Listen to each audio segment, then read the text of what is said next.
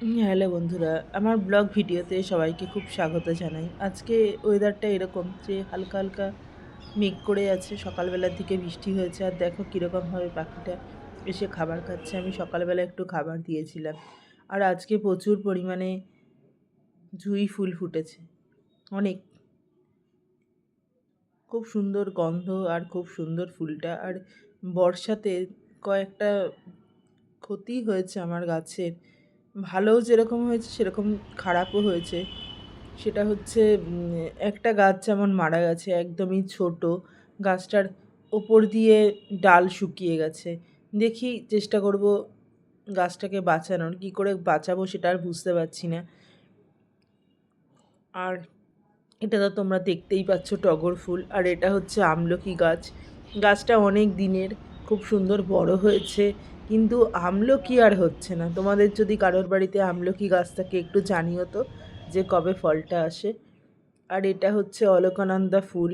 আজকে একটা খুব সুন্দর ফুল ফুটেছে, তাই একটু তোমাদের সঙ্গে শেয়ার করছি। দেখো গাছটা কতটা কড়ি ভর্তি।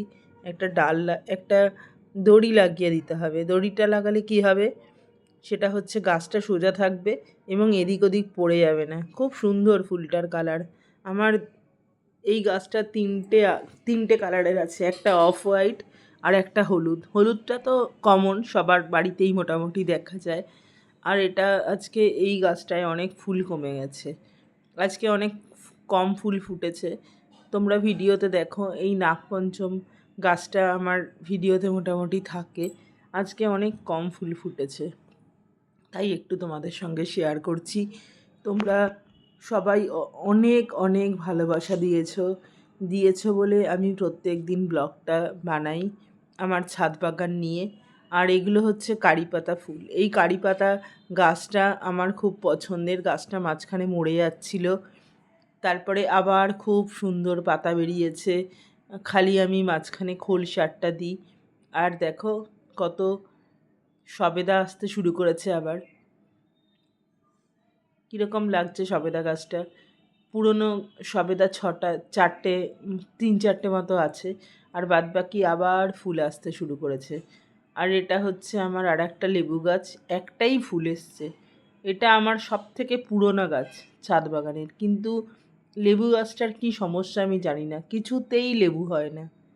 আর এই ফুলটা অনেক দিন বাদে ফুটেছে, পঞ্চমুখী। এটা হলুদ কালারের একটা জবা, অনেক দিন বাদে ফুলটা ফুটেছে।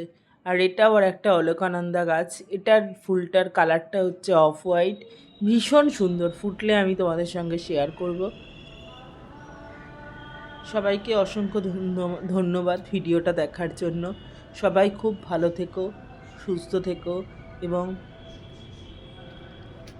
বৃষ্টিতে অবশ্যই ছাতা ব্যবহার করো, কেউ ভিজো না। বৃষ্টিতে ভিজলে শরীর খারাপ করবে।